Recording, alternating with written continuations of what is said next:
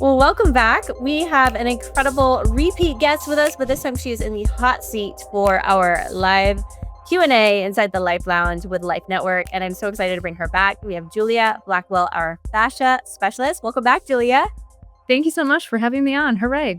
Yay. Oh my goodness. So I love learning from you. You are the queen of just anything when it comes to body tension, tightness, pain, all these things that every single person deals with day in, day out. If you're not today, you probably will tomorrow, right? So we all have some sort of pain and tension at some time in our lives, or maybe we have a loved one that might be dealing with some pain. So we are here to get back in the seat with Julia, answering your questions live and in real time.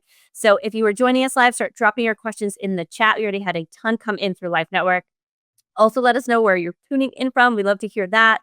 And if you want to be on the hot seat too, we can pull you up to ask Julia face to face as well. We always love that.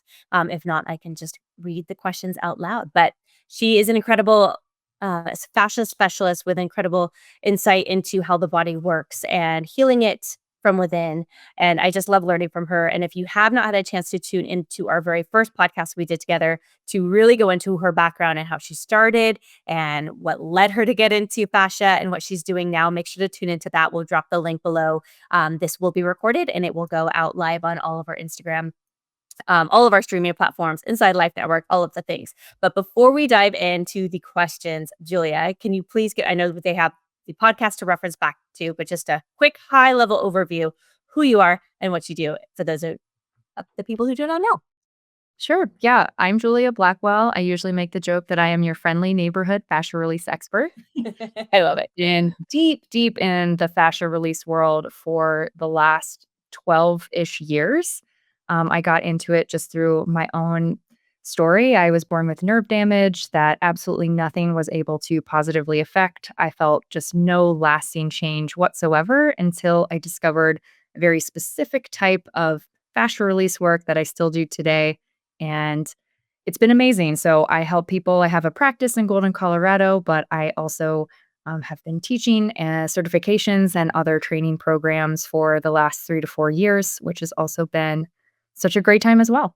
Yeah, and you do help so many people, not just in Colorado, which is great, but virtually. You have some courses, you have an incredible newsletter, and a lot of your content we are starting to pipe into Life Network so people can learn more from you as well and the courses that you put out there.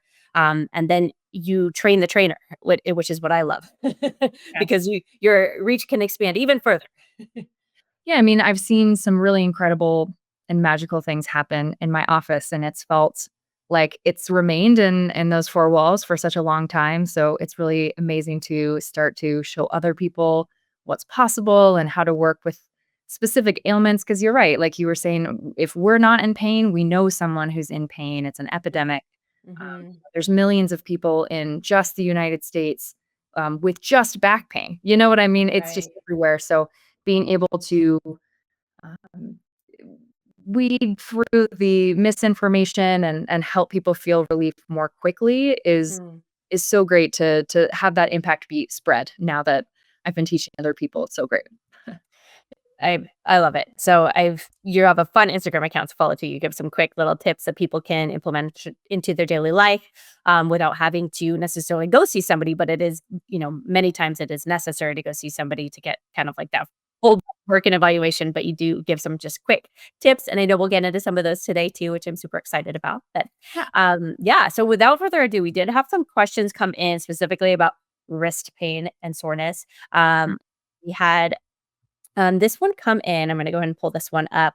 But she's wondering the best exercises for wrist pain and soreness. She's found herself to have chronic wrist pain. She's on the laptop a lot and almost all day. So that's probably playing a major role, I would assume.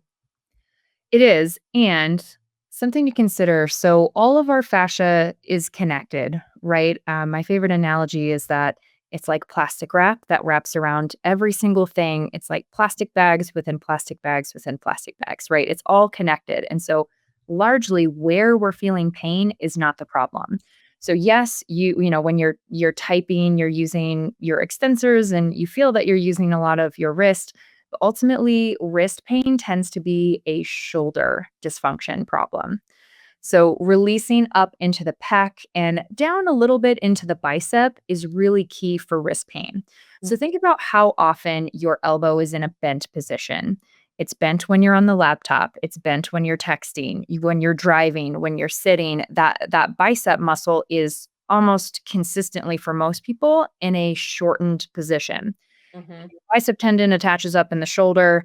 What normally happens is as the bicep tightens, your shoulder starts to round forward, and then your shoulder stops functioning at its ideal capacity. And then give that enough time. And usually, one of the most common things is wrist pain, carpal tunnel, and these various wrist problems. Mm. But actually, if you open up the shoulder and the bicep fascia, most of that wrist pain goes away pretty quickly. Okay, perfect. I mean, it is when you think about it, like, our elbows really pretty much bent, what, Yep. Yeah. 5% or more? I don't know. It feels like, when am I not bending my elbow? I mean, walking, but that's about it. If you're That's a good running, point. your arms are bent, Mm, depending on what kind of if you're mountain biking, there's just a lot of scenarios where your elbow is bent, that bicep is in a shortened position, and it's really playing a role in your shoulder position. So, mhm. you've got the ball of your humerus bone, that's your shoulder bone, right? It's supposed to be nice and centered in a ball and socket joint. So Mhm. when you start to get it pulled forward towards the front and rounded forward, it Yeah. can't function like a ball and socket joint anymore. It's functioning more like a hinge joint. And as Oh. we lose these little parts of our mobility in the arm, we tend to feel the pain. Look, we literally tend to feel the pain Yeah. further down the chain, and the wrist tends to be one of the top places you end up suffering from that. Okay, that's interesting. And then would that also be connected with, like, tennis elbow, whatever they call that, as well? Absolutely. Yes, it Okay. is. Mhm. That's something that I just recently am getting. I'm like, "Oh, what's happening there?" I know. I was like, "Well, Julia's coming on. I'll ask her." Yeah, I'll send you some stuff. Okay, perfect. Yeah, because it's interesting. I was like, I don't know. I work out a lot too. It's like, but it's chronic right now. So I was like, hey, is this just age or what's happening? No, usually the shoulder is a big factor, and, if we're talking specifics, because I was also peeking at some of these questions, and I think someone else was like, "What's the best thing to do for shoulder tension?" Yep. Um, I personally love where did it go? I have a standard lacrosse ball. I use this thing all the time. It's the perfect place. I'm gonna try to get into the camera a little bit more. Yeah. I put it right into the pec spot here. So it's not on the shoulder bone, and we're not so internal that you're on your rib cage here. It's like a little Okay. squishy pocket Yeah. outside that feels muscly. Yep. If you lean into a squat rack bar or a doorway. My favorite thing, I'll just kind of hold it in place with my other hand, and then Okay. I'll start moving up and down very slowly and intentionally with the arm on the side that I'm compressing. So reaching over Mhm. your head like a shoulder press, doing some internal external rotation, just as long as you're moving slow. But Mhm. active movement is really one of the biggest factors in changing fascia. So Yeah. being able to compress that area, move the arm, especially overhead, because yet again, kind of like with the bent elbow thing, think of how little we're really reaching over our head on a daily Mhm. basis. We really Not very aren't. much. Nope. We're working out and doing overhead movements every single day, which you know what? We mostly don't do. Right. So being able to stretch three-dimensionally and get that movement in really helps repattern fascia and get it to rehydrate more quickly. So I Mhm. would say that is the top one, I would do for the shoulder and also for the wrist and Mm. for the elbow. Let's see, just one technique to help really everything down that entire line of fascia. That's so good. Okay, so I remember from last time when we've talked before, it is all about the movement, and that's what maybe some people might get wrong when they are either foam rolling or using, medicine ball of sorts. As they're just kind of being a little bit more too static, or maybe going too fast. Yeah, I mean, here's something about me. I'm not a very patient person. I want to see the results of whatever I'm doing quickly. Yeah. And I think that's true for most people is, when we do something that's passive, so, someone else is doing something to us, whether that's a person, like just kind of a standard massage or a thing like a stem machine or a Theragun. It's just something else attempting to change your body for you. Mhm. I'm not saying that it doesn't work. It can, but it takes a really long time because our fascia needs movement Right. to rehydrate. Okay. And so when we're not actively engaging our nervous system, and our fascia can also communicate, so those like communicative properties of the fascia as well.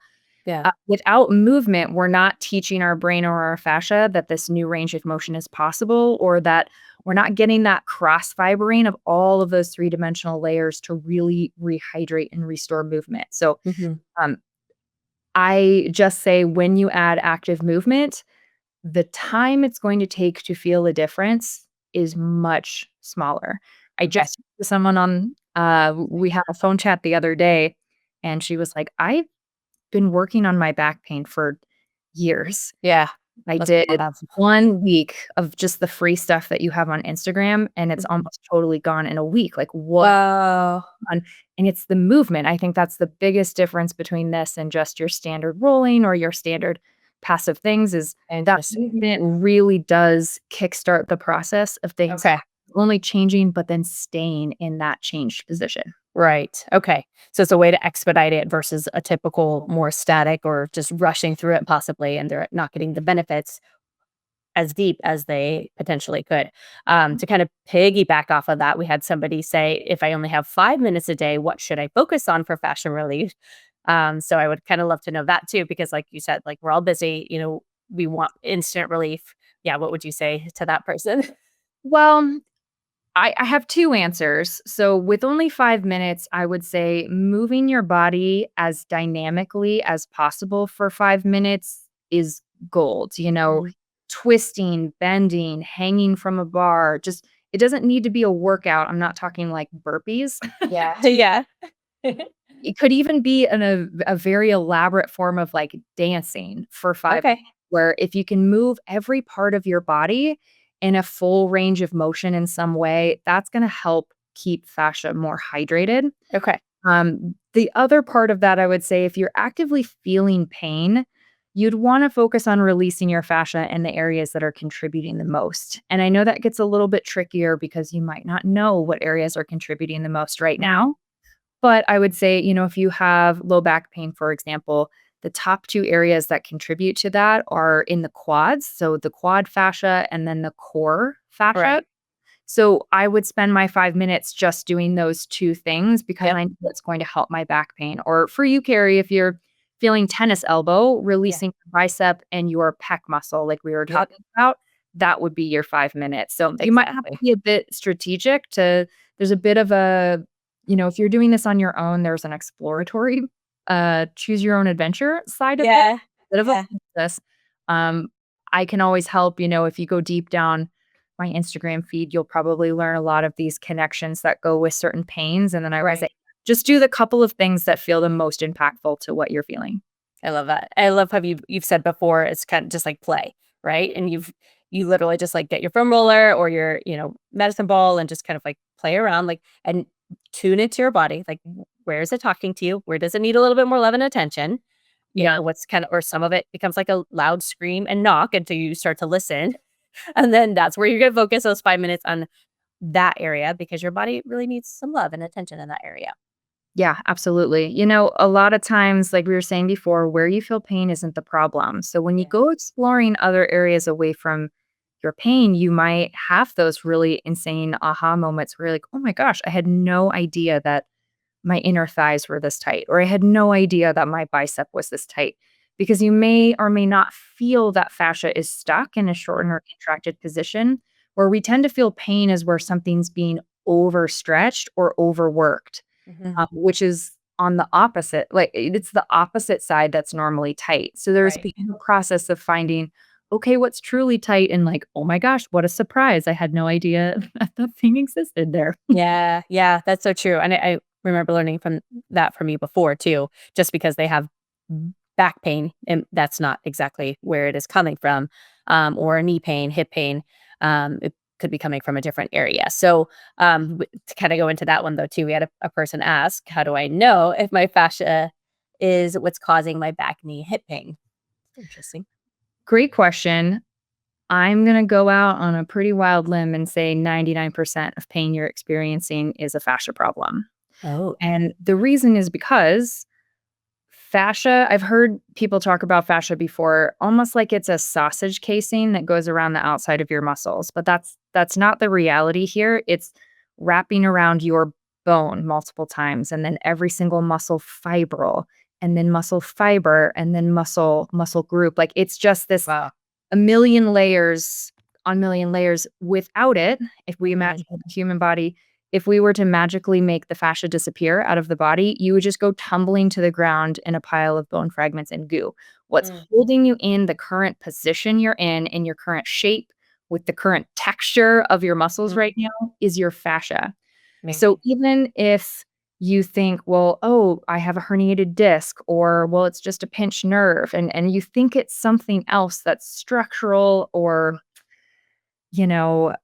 related to a nerve, it's still fascia, because Mhm. fascia is what's keeping it suspended in the position that you're currently in. So Okay. it will regardless, like, I personally, like, I look at a herniated disc or a big rotation in the hips, people think one leg is shorter than the other, any of those things. It's just that fascia has become restricted in one area and pulled the rest of your bones out of alignment. It's changed the position of, not only your structure, but how well muscles are able to fire when you're Mm. now in a slightly compromised position. So truly, like, I've seen anything you can think of over the last 12 years in my Oh, sure. life. I don't there's maybe been 2 or 3 cases that I can think of where fascia was not the issue. Like, it was actually, like, a serious structural problem. Wow. Almost everything is fascia. So then that probably makes more sense into why we need that movement to kinda engage it to flow and kind of shift the bone in a different position. Absolutely, Okay. or a lot of pain can happen from just a sheer lack of hydration. Mm. And being able to cross fiber fascia with that active movement component is what truly rehydrates. You're not gonna get that from stretching, you're not gonna get it from a Theragun. It's a very specific, shearing type of emotion. Right. So, for whoever asked this question, I would say go to the quads, go to the IT bands, go to the inner thighs and the adductors in the specific style that I'm talking about. There's plenty of videos in my profile that you can look at and Yep. see what happens, because I will guess that you will feel a significant difference just releasing these areas nearby with, just releasing your fascia. God, words are Yeah. Yeah, no, that's super helpful, and like you said, like, you do have tons of videos out there, so people could just, take a look on your Instagram and, your Life Network profile too, and we have a lot of videos on there, so, um, play and explore, and it might not be that exact, like, back area, you might need to release everything else around it, so that's super good. What about this person's asking, is it better to do fascia work in the morning or evening? Does that matter? It depends on your intention. So, if you tend to experience a lot of pain while at your desk, so Ava, I believe, asked, Yeah. what happens when I'm on my laptop all day? My wrist hurts. I would say do fascia release in the morning. See if you can open up your fascia enough to get through your workday without feeling any pain. Mhm. Right? It just kind of gets everything Moving. Okay. moved a little bit. If you work on your fascia in the evening, it can help promote relaxation and improve sleep. But it's also a way to kind of undo what you've done during the day. So, a day I go out for a really long hike, it's going to be better for me to release in the evening, because thankfully, at this point in my life, at least right now, I have no pain when I do Yeah. these types of activities. So I'm going more for, let's just undo this repetitive motion that I just did and probably Yeah. some things up. So it really just depends on what your goal is. Okay, that's good. I like yeah, again, it's kind of like thinking about what your body needs and tune into that. Like for Ava specifically, your myself included, like being on a computer, what can I do to prevent maybe some of that chronic pain that I'm starting to get, and get Yeah. ahead of that. Or, maybe, let's even mention working out, right? So if Mhm. you have pain that comes up while you're working out, or you want to help improve the amount of mobility you can access during a workout, do fascia release before. If Okay. you're looking to recover faster and just prevent any onset of maybe some pain or tension coming after your workout, do it after. So again, it doesn't really matter except for what is your goal. Or do both. Do both. Yeah. If you have the time and the luxury, right? In the end, yeah. But I mean, at the same time, like it shouldn't be a luxury, right? It should be part of like our daily routine, if not weekly. Absolutely, and again, because we want results to happen quickly, when you combine the compression and active movement component of the type of fascia release I'm talking about, you don't have to do this for 45 minutes every day or even 30 minutes a day. Sometimes it's just those, 5 to 20 minutes where you're intentionally working through just a few spots and you get to move on with your day. And Mhm. honestly, when you add that active movement, you're going to see better results from doing that than you would if you stretched for an hour. So, That's a good mine point. just know that it doesn't necessarily have to take this huge chunk of your day. You really can make a lot of progress in little time if, again, you know how you're trying to release your fascia and if you're doing it in the right place that's going to help with whatever issue you've got going on. Okay. So then would you say that you shouldn't do stretching at all and just do fascial release instead? I'm not a fan of static stretching. I don't think Yeah. the research is really there either. I don't think it's anything compelling. I've also seen a lot of clients over the years, like more than I could count, who Mm. had been stretching for their issue and it actually made it worse. Because Interesting. again, when you think about stretching, we're pulling and lengthening the muscle fibers and some fascial fibers too, but just in one direction and in one plane of motion. Okay. That's not how the body does not work so segmented with like, Mhm. oh, just my hamstrings are tight or just my psoas is tight, right? Like Yeah. it doesn't work like that. Um, but just knowing that fascia is this layer on layer on layer, like crisscrossing spider web matrix, one plane of motion isn't gonna do anything. We have Mm. to be able to stretch it multidirectionally and in a three-dimensional way because that's how the body is going to utilize that tissue, and that's how it actually works, if that makes sense. Okay. Yeah. No, that definitely makes sense. And I would say maybe for somebody who does love, say, yoga or stretching, if you love maybe more it's a mental release or just a, but not necessarily for the actual stretching or recovery component, maybe just more of like the mindset. It will moving your body. Moving Yeah. your body is always gonna be helpful for fascia, but if you're only doing stretching or yoga in an attempt to solve a pain, it's probably gonna take a while. Yeah. That makes sense. Okay. Good. I'm not anti-yoga or anti I mean, I kind of am anti-static stretching. Uh, I just don't I haven't seen any magic there. And Yeah. Yeah. me, as someone who has grown up, spent 16 years of my life in occupational therapy, That's great. stretching did absolutely nothing for me. Hmm. And I've seen it time and time again with other people. So I'm saying this from experience. Right. Yes, you have. Yeah. From everybody that you continue to help and then your own experience too. And it wasn't unlocked for you until you had like kind of your first fascia release experience. Is that correct? Correct. Yeah. Yeah. Yeah.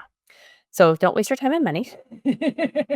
Maybe do yoga just for like the mindset component, breath work, maybe.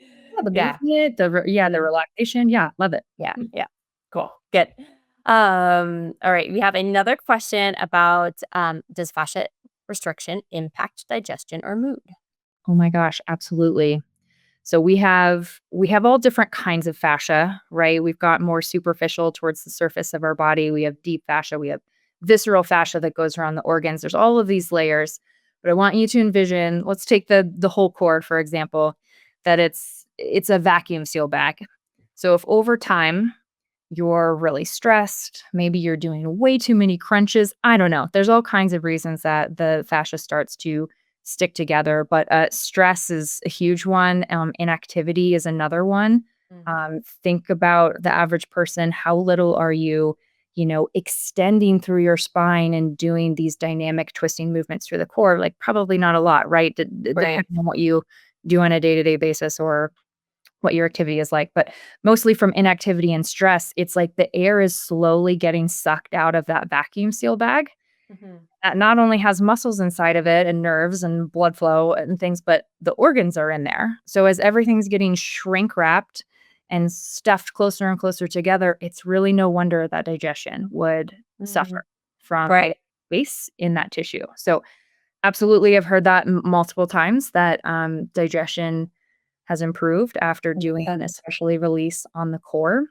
Okay. And as far as mood goes, I know I'm throwing a lot of analogies your way, but I think it's just that It's helpful.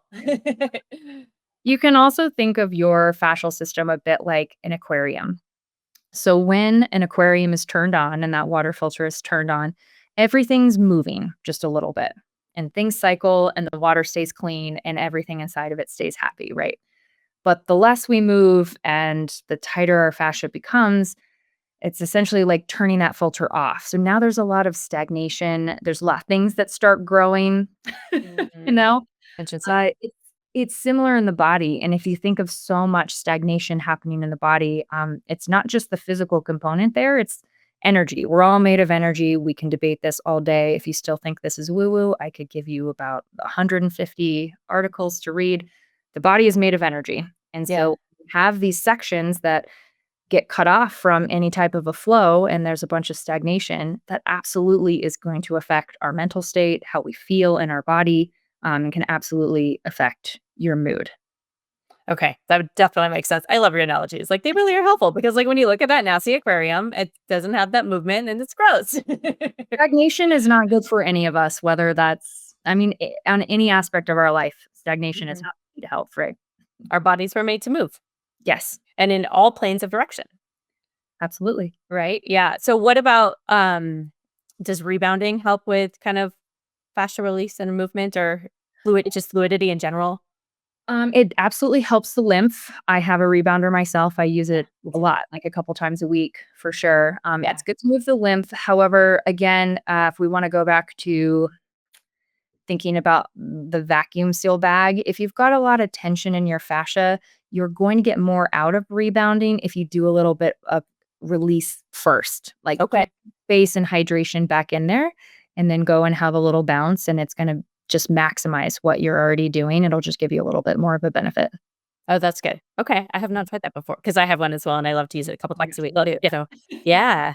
So then, like, what, like just a 5 minute fascia release movement beforehand, or Absolutely. okay. Maybe release the calves, releasing the inner thighs.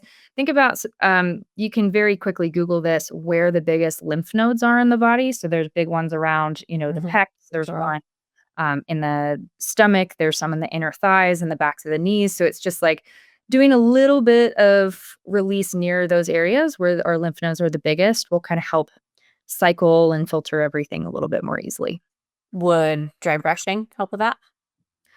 Similar to Okay. rebounder stuff is just it's getting a lot of that superficial fascia, and the lymph to move a little bit, but if you're actually feeling pain or struggling with mobility, dry brushing isn't fully gonna it's not gonna affect those really deep layers of fascia. Right. So it's all going back to, again, what is your intention? Okay. Good. Good advice as always.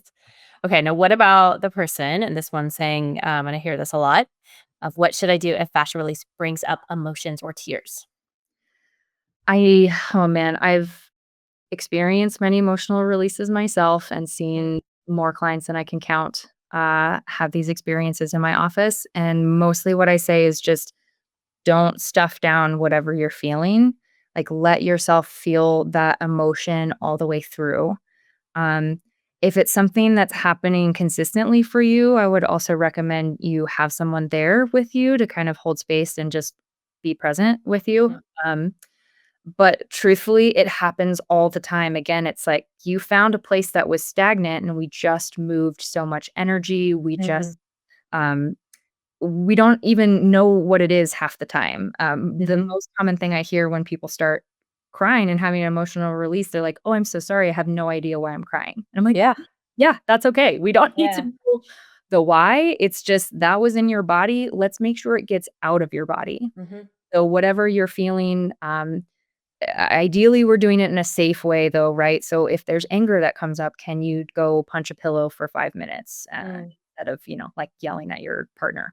Yeah. Right. Yeah. Find a healthy outlet, but I would say, try to find some space for yourself to feel whatever that feeling is all the way through, All the and way through. as Yeah, you're breathing, it's out. So, exactly. continuing to be like, "Oh, I shouldn't cry right now," or like, "Oh, this is weird, I don't wanna feel this right now." You know what? I hope you can have a space where you were able to let all of that out. Yeah, because if not, then it's just kinda still staying stagnant in there. You're not able to fully let it go, right? Yeah, or it'll move somewhere else, you know? Mm, If you don't let it out there, it might shift and go somewhere else. yikes. What do you see more of, tears or anger? Tears. Okay. But I've had it I've had a couple people where they're like, "I left our session and" this one lady was like, "I was supposed to have lunch with my friend, and by the time I walked to my car, I was so angry I had to cancel and just, like, get that out for the rest of the night." And I was like, "You know what? I'm sorry, Yeah. like, like, these things to come up, like, I'm sorry that affected your day, but also Mm, good. I'm so happy that, like, whatever that was came up, but this is your chance to get yeah, it out, it's no longer in your body." that's good. Yeah, and it's a good thing she canceled her lunch, so she's not Yeah. angry at her friend. Right? Oh my gosh, so funny. I've heard yeah. I'll get emails, they're like, "Why have I been crying for the last 2 days?" I'm like, "I'm sorry, just let it out." Wow. Yeah, yeah. I mean, that makes sense just to all it's just stagnant and inside the body for whatever reason, like you said, and most of the time you probably really don't know, but it's just being held there, so. Life is stressful, you know, Mhm. it's not if we've had trauma, it's just when, When. you know, we all store things and we're in a situation where we're not allowed to show that feeling, in the moment, or maybe we were taught that it's not okay to express these emotions, and it's energy, right? Emotions are energy, so if those pockets of energy are never released, they're Mm. going to be stored in your body, and then there's a lot of physical manifestations that happen when you continually stuff that energy down. Right, and that's not healthy for anybody, really, because Nope. not only for yourself, but, yeah, maybe it's stifling some kind of idea or dream that you might have to give to the world, so it's yeah. But yeah, you know, just my last tip on this question too is, most of the time when this happens in my office, and so I see it coming, the tears start coming. I usually don't immediately let go of that spot. I actually stick with it to Mhm, see if it will bring everything out. So when you're doing this on your own and you feel it coming on, if you feel safe enough to just stay mhm. in that area and move a little bit more, see if you can just get the whole thing out. If you need to Yeah. stop, you absolutely can, but that would be my last tip is like M don't panic if that Yeah. does come up and just be like, "Oh, I better stop, otherwise I'm gonna cry." It's like, "No, why don't you stay on it and see what Yeah. there." So, that would be Good. my suggestion No, there. that's really good. Yeah, thank you. Because 'cause I'm sure some people probably are a little afraid, like, what's happening?" And they wanna stop, but yeah, that's good advice for sure. I like this question too, because 'cause I'd be curious. If you weren't doing fascia work, what would you be doing instead? Wow, what that is interesting. You know, since I pretty much grew up in a occupational therapy office/doctor's office, I've always been obsessed with anatomy and healing, and, I know I'd still be doing something in this realm. Uh, Yeah. I wanted to be a physical therapist for a time. I was a corrective exercise personal trainer for a time, but none of them I loved as much as doing fascia work, but I think I would still be generally in this field. Or maybe who knows, maybe I'd be working with dogs too. I'm obsessed with dogs and would own Yeah. And you're really good, hiking and traveling, and you just came back from an epic trip. all over Switzerland. It was amazing. I know, I get to see some of your pictures, it looked incredible. So, yeah, and I know you have 2 dogs and, hiking in Colorado and all over the place though, really, so, Yeah. yeah, well, you help so many people through your work, so continue to do what you're doing. But, it's kinda fun to think about those questions, but Yeah. okay, um, another one, what's a rule that you totally break when it comes to health? Ooh, interesting. Well, one for sure is unless I've had a really intense, impact type of injury, I just don't believe in resting for like injury recovery. Like the rice technique? No. not even I I just had, a client, she just threw her back out, unfortunately, Mm. but everyone was telling her, "Ooh, now's probably not the time to get it worked on, don't go in, just wait till it feels a little bit better and then have someone work on it." Thankfully, she knows enough about fashion now that she was like, "No, I'm going in, like, right now." And we brought her pain from, like, a 7 to a 2 in a matter of 45 minutes. But I just think this idea of like, "Oh, no, just rest and protect it and just wait till it feels better." Mm-mm. I mean, I just smashed my finger a couple Oh, weeks. oh, yeah, I saw that photo. I know, can you guys see this black nail at the top Oh. of this on me? I don't even know what happened. The universe was signaling to me that I was doing too much, but I managed to get it caught between a door frame and, like, a pretty heavy door that was swinging closed, and I Ow. heard the bone just go. It was Oh, pretty. I'm so And sorry. normally, people are like, "Okay, well, just stop doing things for a while." And I was like, "No." I immediately started doing lymphatic release. I went and got some kinesiotaping done. Right. I started using this blood flow machine. I did a little bit of fascia release on my arm. I just don't believe in rest, like, as long as it wasn't actively creating a ton of pain. Right. And I tell you, I at the 2-week mark, I was in Rome. That was my first stop on my vacation, and I was riding e-bikes and not even really noticing the pain at all because I just really believe, like, if you go after these things that, Mhm. we're promoting blood flow, we're promoting movement, Yeah. just work so much faster. So, I will try to stop my eye from twitching when someone's like, "Oh, I was gonna come see you, but it hurt a lot, so I decided to wait." And I'm like, "Why? Why? Stop." Yeah, yeah. You know? That totally makes sense just from everything you've been talking about with, like, stagnation and the dang aquarium, and it's like, And leave I a person injured, yeah. yeah. The only thing I'll say is, like, God forbid you got into, like, a car accident or had a terrible mountain biking accident and you Right. have, like, impact injury, that's severe. Of course, you're gonna need a little bit of time to just Mhm. let your body reset and figure out what it needs. But for the most part, yeah, throwing out your back, suddenly having knee pain, waking up with neck pain, having any of those types of injuries, I just don't believe that resting Yeah. is the Yeah, because again, how is our body designed to move? It's designed to keep moving, and I really honestly think, like, the minute you kinda, like, stop moving, you're dying. So, 100%. let's just keep moving. Okay, okay. This one's specifically a little bit about qigong and tai chi. So, not sure necessarily how this one would help, but any other thoughts that you can have, how they relate to fascia? What are your thoughts on these practices given their tradition? It just cut off and growing recognition for positively impacting our body's connective tissue network. So, I mean, truthfully, I don't know a lot about Tai Chi and Qigong, but I believe they're based on a lot of meridian systems in the body that, like acupuncture and a lot of Eastern medicine focuses on. So, specific movements are focused around certain meridians in the body.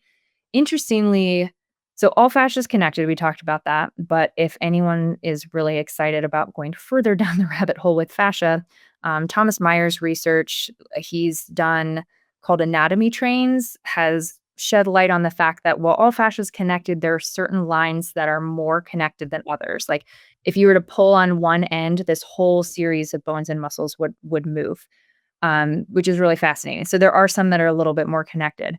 So in that light, if you look at the anatomy trains and kind of overlay the meridian system, there's a lot of overlap with Mhm. this.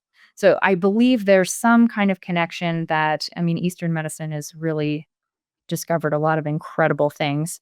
There is some kind of connection there where we're working specific parts of the connective tissue, but truthfully, I don't know enough about it to give you a super expert answer on that one. It's still helpful, because it's related and to everything that we do, just movement in general. So, yeah. Movement and things that are calming to the body, uh, you know, we live in a high stress world. A lot of us do really high intensity workouts. It's just a lot of stress on the Yeah. body. So being able to move in a more fluid way and do it in a way that's really tapping into that parasympathetic side of the nervous system, I would say, go for it. That sounds like a great way to just help your body in general. Agreed. Yeah. Because like you said, we are constantly in that sympathetic. So how can we tap into that parasympathetic a little bit more? And whether that is like, doing some yoga like we talked about, but then also incorporating fascia work too, which will help to release. So Yeah. that's good. Okay, we had a go ahead. You have something to say? Oh, I had somebody I'm just seeing, like, asked a question. I Oh don't yeah, know go ahead. Holly is still on, but she says she has a fascia blaster. Should I use it? Oh yeah. It's a really common question that I would say, be very careful. I really don't believe that fascia release should create soreness or bruising. So, one of the Mm, biggest things that I hear about the fascia blaster is it just bruises so quickly and intensely. yes. And Okay. anytime a bruise happens or like a lot of soreness happens, one, that probably means we went too hard, but we're creating inflammation, which is, obviously not We're good. good. But Yeah. so there is this way when we do the active movement part of this where we're connecting with our own body, like we're in control of that movement. We're deciding how far we want to go into it. And there's a symmetry in working with the body instead of against it. And Okay. so if you're scrubbing out fascia and it's bruising and it's super sore, that's just a sign to me that we weren't working with the body. We tried to change it and it was not excited about that change, and that was the result. It's fighting So it off. Yeah. I've been literally stepping on people, like sometimes with my entire body weight on people for almost 11 years, or maybe it's almost 12 years. I don't know. It's been a while. I have bruised one person in that entire time frame, and people Wow. think they're gonna be so sore, they're gonna bruise, and I'm like, "You don't." When we slowly add weight and that person actively moves themselves, it's just really rare. So Mm. I wanna say that, like, if you're bruising and super sore from any recovery work that you're doing, just be mindful that your nervous system might be rebelling against the change that you're trying to make, and we wanna work with the body as much as possible. That's good. Okay, that's good advice because I know I've gotten techniques done before, like cupping and scraping. Mhm. Obviously, lots of bruising there. So, what about those? Same. Mhm. Well, scraping, it's just superficial fascia. You're going with the grain Okay. and it's mostly, just that superficial layer, so could be helpful for those first 2 layers, not gonna affect the deeper layers. Okay. Cupping, it depends. I don't love that there's so much bruising Mhm. happening with that, but it is a way to very quickly separate out layers of fascia and just get things moving that have been stagnant for a Right. long time. That one's a little bit more complicated. Like every once in a blue moon, I'll do some cupping, but I don't know how helpful it is to have yourself be bruised on a really consistent basis. Right. And that could, like you said, there's better ways to go about it. You I don't think necessarily have to go that route, and that you can do your fascia release techniques and not be bruised all over. Yeah. so. Yeah. Okay, that's good. We had another question. Is there anything for fascia pain in the head? Oh, like headaches or just I'm assuming so. okay. Not sure. Yeah, actually, a lot of the beginning of a lot of different anatomy trains start in the skull. So, um, if you have headaches, I always ask people, where is it in the temples? Is it like right in the middle of your forehead? Like, where is it? But I would say working on the pecs and the neck are going to be the most helpful areas for you because where your head is sitting on top of your body is very dependent on where your shoulders are sitting. Yeah. So if you have rounded forward shoulders, your head is going to likely come forward and you're probably going to feel all kinds of things happening here. But when you Right. open up the chest, which again has some like big lymph nodes here, and you do any type of work on like the SCMs here, Yeah. uh, the scalenes, which are on the side, any work in the neck is going to help drain any lymph that needs to be drained out of the head. It's gonna promote more blood flow up to the head because it has to get there somehow. Okay. More fascia in the head, but there's less than, say, the quad, right? So it's harder to move some of those things. But also, give your scalp a really nice, good massage. If you rub around your scalp for 2 to 3 minutes, you'll feel the warmth coming Mm, in from your head. Like, that's how impactful it is to promoting blood flow, but that's cool. whatever you're releasing here has to go somewhere. So release the neck and the chest first, Okay. then rub around your head because then all of the stuff that needs to go out will actually have a pathway to go out if that makes That makes sense. So, like, gua sha to first to maybe release some of So, that I was first gonna or say, the peck technique we talked about, okay. you can very gently, like, put a lacrosse ball in by your neck and do some neck movements. I love just manually pick and that just means, like, with your hands, right? Like, pick up that neck muscle on the side and give it a little massage, kinda Yeah. walk your hands down towards, just it's hard to see Mhm. that, sorry, you guys, it's Yeah, not yeah, yeah. in this, but just Okay. working on the neck at all, and then you could do gua sha, and then you could, like, do a scalp massage, and then all of that stuff that needs to be pulled out of here will be able to drain out. That sounds amazing. I wanna do that right now. So it's, like, better than like, massage. Yeah, Yeah. I I think so. I mean, I don't wanna talk poorly about any other thing because, we all see results from different things, and Mhm. everyone's I've met some incredible massage therapists out there, but Yeah. the standard just, like, light touch moving with the grain of the muscle, I just don't think is doing a whole lot. True, true. And this is just a way to expedite it a little bit more and get a little bit more relief Yeah. and help. So, okay. Yeah, that makes sense. Okay. I want to be very mindful of your time. So I want to wrap it up and just a fun one. What is in your self-care toolkit right now? Ooh. Well, I kind of have a hilarious amount of tools. I never go anywhere without a lacrosse ball. I took it all the way to Rome and Switzerland. Nice. Uh, but I also am very lucky I have a husband who I will demand him step on things sometimes and just tell him where to go. Yeah, So, this yeah. is my best, care I love it. tool. Toolkit guy. Put them in your back pocket. But, I've been taking a lot of time to be outside and ground lately, and it's not Mhm. really a thing or a product or anything, but, it's so beautiful in Colorado right now. It's a little hot, Yeah. but, I've been a crazy plant lady. I've been planting a million things. I've been Yeah. propagating a million things, so I've just Yeah. spending time outside, literally talking to my plants. I was playing tuning forks for them this morning, just No way. Yeah. Awesome. like that's what I do to just, like, calm myself and, yeah, just being outside with plants is definitely a happy place. Yeah, and that just goes with, tuning into the seasonality and changes of life and like what your body and your mind is craving right now in this moment and the season that you're in Colorado. So that's cool. Oh, I love it. I have not tried the plant tuning fork yet. Well, But one got a little droopy, and I was okay. literally like, "You're so strong. You're gonna make it. I have to play some music for you." It's getting crazy. Oh my gosh, you're too funny. Well, I will have to try it because I'm definitely getting, our garden growing here in Idaho too. So versus in Arizona, I couldn't grow much. So we're having fun planting over here and growing. So it's Love fun. it. Yeah. I'll have to send you Oh, a picture of your garden. I will. Yes, for sure. Well, okay. So, where can people find you, learn more, all of your videos, anything that if they're looking to learn more from you, Julia?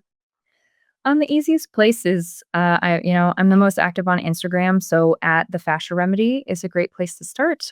You can also go to thefasciaremedy.com if you want to learn more about some teachings and some other offerings that I have. But yeah, I'd love to connect with anyone on here. Come on Instagram, say hi. Amazing. Yes, she is the fascia queen. And yeah, and we're so grateful to have her inside Life Network and all of the just help and advice that she gives to everybody around the world right now. So thank you to everyone and specifically to Julia for joining us for today's live Q&A. We are just grateful for you and all of the work that you do inside Life Network. Thank you, Julia. Thank you so much. All right. Have a good day, you guys.